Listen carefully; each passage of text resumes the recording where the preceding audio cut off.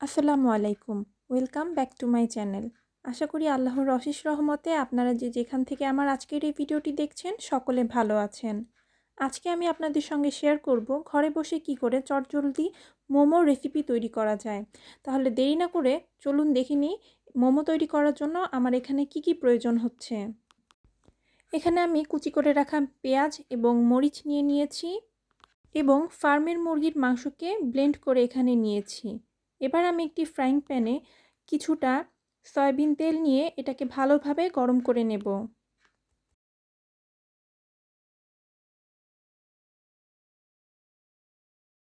তেলটি পর্যাপ্ত গরম হয়ে গেলে এটাকে আমি নামিয়ে নেব।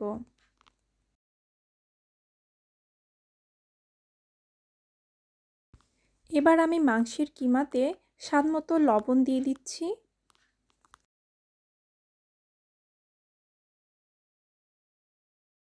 এবং অ্যাড করে দেব গরম করে রাখা সয়াবিন তেল। এবার একে একে আমি দিয়ে দিচ্ছি আদা বাটা, জিরা বাটা, রসুন বাটা,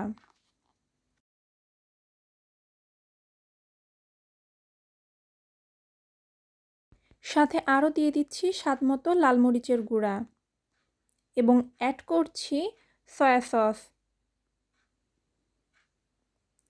এবার দিয়ে দিচ্ছি কুচিয়ে রাখা পেঁয়াজ কুচি এবং মরিচ কুচি।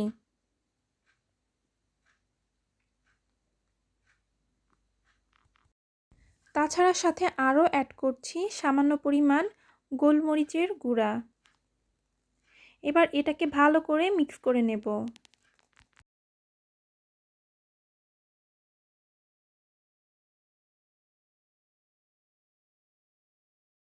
এই তো এভাবে আমি ভালো করে মিক্স করে নিয়েছি। এতক্ষণ যদি আপনারা আমার ভিডিওটি দেখে থাকেন প্লিজ ভিডিওটিতে একটি লাইক দিতে ভুলবেন না।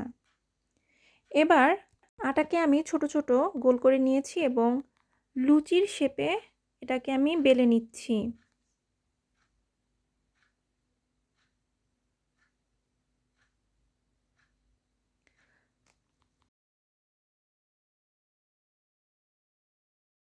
আর যেভাবে আমি মোমোগুলোকে তৈরি করেছি আমার মনে হয় এটা বলার থেকে আপনারা দেখে নিলে বিষয়টি ভালোভাবে বুঝতে পারবেন।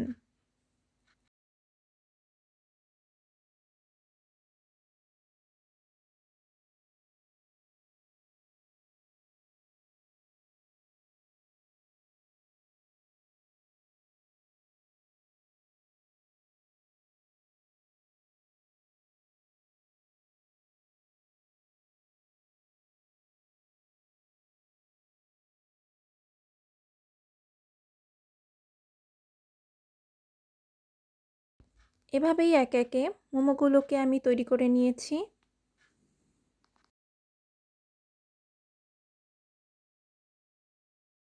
এবার এটাকে ভাপে রান্না করার জন্য একটি হাঁড়িতে পানি নিয়ে এটাকে বয়েল করে নিব আমি এবং উপরে একটি চালনি দিয়ে দিয়েছি। আপনারা চাইলে রাইস কুকারের জালিতেও করে নিতে পারেন। এই তো ভাপে কিছুক্ষণ সিদ্ধ দেওয়ার পরেই রেডি হয়ে গিয়েছে আমার স্পেশাল মোমো। আশা করি আপনাদের ভিডিওটি ভালো লেগেছে। ভিডিওটি এতক্ষণ ধরে দেখার জন্য আপনাদের সকলকে ধন্যবাদ।